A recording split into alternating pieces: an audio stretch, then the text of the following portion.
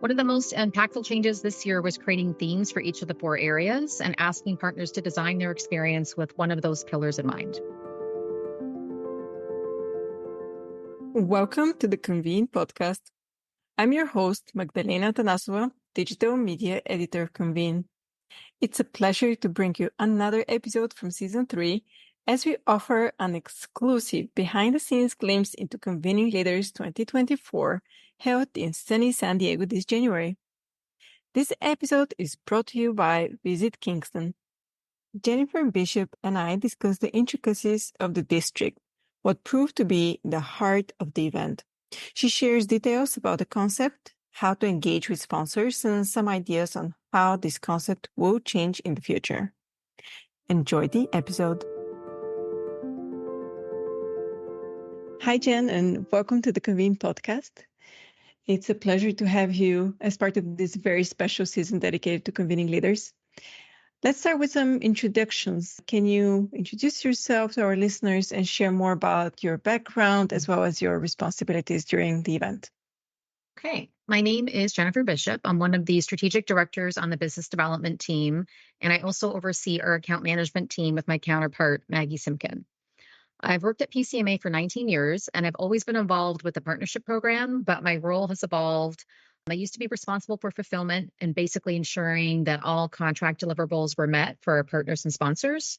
And I'm now more involved on the strategy side, and I work with various team members to develop our partnership program assets and sponsorship opportunities, both at our events and throughout the year. And for Convening Leaders in particular, I was very much involved with the partner activations in the district and how our partners are incorporated into the design of that. And apart from the district, our team manages fulfillment for anything our partners are involved in, and that ranges from education sessions they're sponsoring and focus groups to video interviews and main stage seating. And you mentioned the district, so can you share a bit more about the concept behind the district and specifically how it's different than an exhibit hall that we're also used to, and maybe how Convening Leaders, the version of Convening Leaders this year, was an evolution or a new approach from previous editions? The district concept began in 2020 and has continued to evolve and grow since then, but it is essentially the heart of CL since it's the central meeting place and the hub for food and beverage and partner experiences. One of the most impactful changes this year was creating themes for each of the 4 areas and asking partners to design their experience with one of those pillars in mind. The Belong area was about community and gathering places, and it included our Bleisure Lounge. The Enjoy area was about infusing wellness into your daily routine, and it included a pickleball court. The Engage area was intended to empower attendees with tools for the professional success, and that featured the tech playground. And the Explore area encouraged attendees to learn more about destinations, including our global district, and what it means to think bigger and braver. The Sales Pavilion was the ideal location for the partner experiences. We were trying to create a true 360 design in terms of access and flow through the space. No one felt like they were in the back of the room as you would in a traditional exhibit hall, since we had entry points from all 4 sides of the room. And having the breakout sessions flanking both sides of the pavilion was critical in terms of flow. And the terraces and natural light created a warm and welcoming ambiance in the space. I like that, the fact that it was so, I don't know how to put it, but so open. It did not feel as an enclosed space like you would. Yeah, exactly. I think the natural light and having access to the terrace made such a big difference. We've never really been in a venue like that, so it was quite unique. Yeah, and just crossing through it to get to the other side so you can attend some of the meetings, like you said. And the pavilion, just for those that were not on site, that's the area, right? Yeah, it is an exhibit hall, but it literally it has like sails on the ceiling, and there's natural light coming in through the north side and the south side with all glass windows around the whole space. So there literally weren't any walls. Can you share how you work with the different companies on their sponsor activations? They were quite different this year. And how much control did you have over those? So in addition to asking partners to align with one of the district themes, we also requested that they design their activations with a 360-degree viewing. So they had to get creative and not bring a traditional booth to the conference. And we really wanted partners to think outside of the box and create activations that encouraged attendees to interact with them. Our events team requested that all activation designs were sent to them for approval before anything was put into production. and to design the space with activating and engaging experiences in mind. It was more about ensuring that the activations had a true 360 design and weren't blocking sightlines. And I just want to stop you for that pickleball, because for me, as a person from Europe, I had so many questions. What the heck is pickleball and why is it there and what's going on? Right. Yeah. It's kind of a new fad that's really growing really quickly here in North America.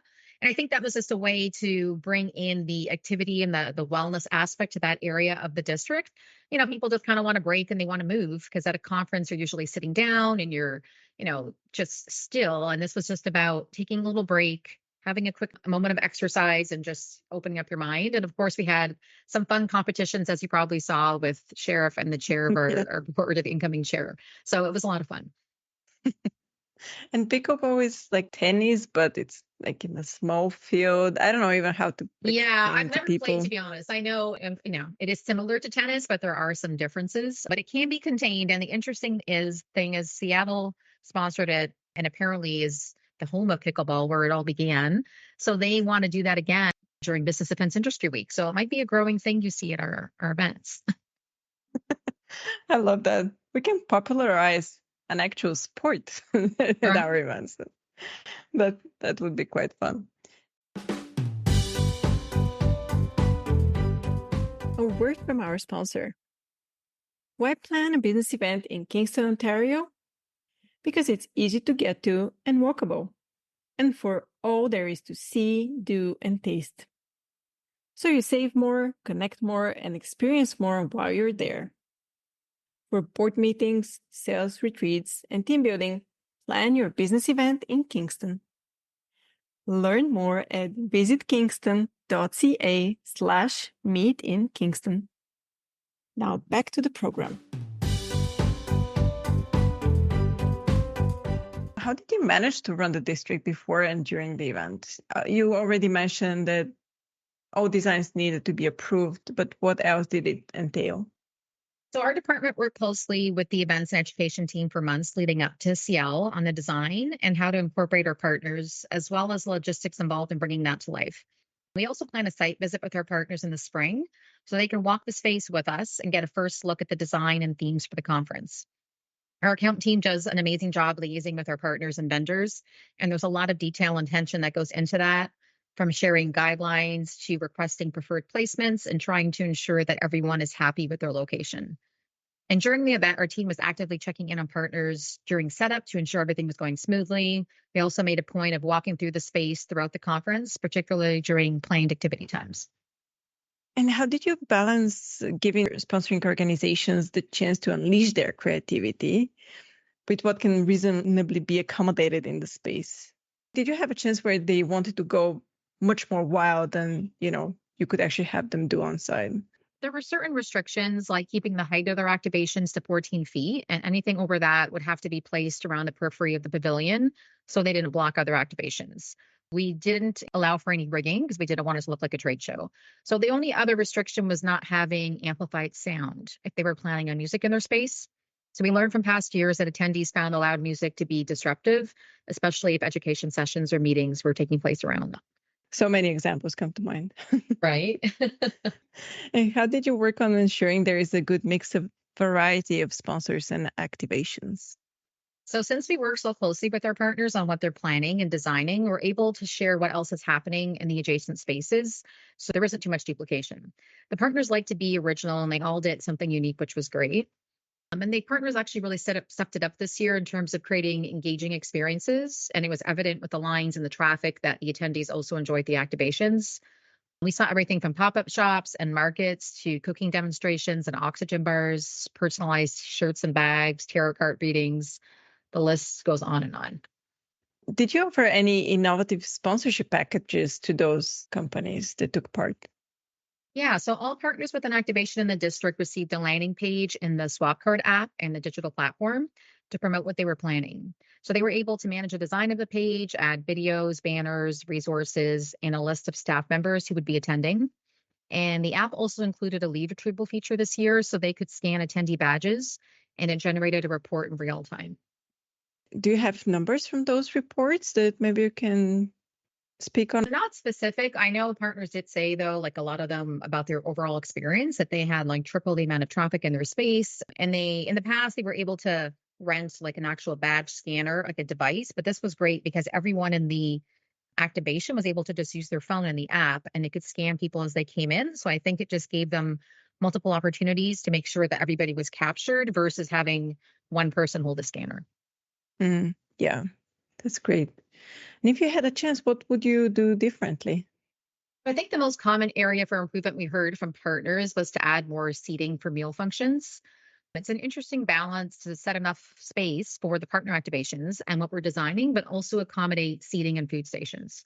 We wanted to get away from traditional sit down lunches, so we need to get more creative in terms of seating. And if you think of how would you do it differently, you have to imagine yourself in the same space, right? So if you're in a different conference center. Exactly. And next plans for an iteration of the district, do you know already how it would look like? So our events team is actually on a site visit to our future host city this week, and they're looking at how we can replicate the experience and the design to some degree, but also find a way to keep evolving to ensure the overall experience is meaningful and adds value for the conference attendee. Things are never boring here at PCMA, as I like to say. It's challenging to work in different venues every year, but in a good way. We're really excited to see what our experience in Houston will look like next year. Yeah, I'm sure everybody that experienced the district would like to see the next version and the new activations because they were quite fun. Was there anything we didn't address and we should mention before we wrap up? No, I don't think so. I think it was covered. I mean, I think it's just like I said, we're really trying to keep improving and enhancing this experience. And we've heard so much more positive feedback this year than past years. I think that had a lot to do with the space we were in. So we learned a lot of lessons. And even if we have to go back to being in a more traditional looking exhibit hall, I think what we do in the space and what's around it is really going to influence what that experience feels like for the attendees. So we've learned a lot of lessons. We just have to keep evolving. Keep evolving. I think that's the word for every event manager, everybody in the events industry. Keep evolving. Yeah, I know. You just reminded me of your background, like Dory, keep swimming, keep swimming. You have to always just keep moving forward. And it's interesting though. It's a challenge. So things truly are never status quo. Yeah, especially when you work with so many different companies and sponsors. Yeah. Thank you for this conversation, and I hope this answered a few questions to those of our listeners who attended or who just wanted to imagine what it was like. Thank you for the opportunity. It was great to be a part of it. Remember to subscribe to the Convene podcast on your favorite listening platform to stay updated with our latest episodes. We want to thank our sponsor, Visit Kingston. Learn more about why you should hold your business event in Kingston, Ontario at visitkingston.ca/meet in Kingston all together. For further industry insights from the Convene team, head over to pcma.org/convene. Until next time.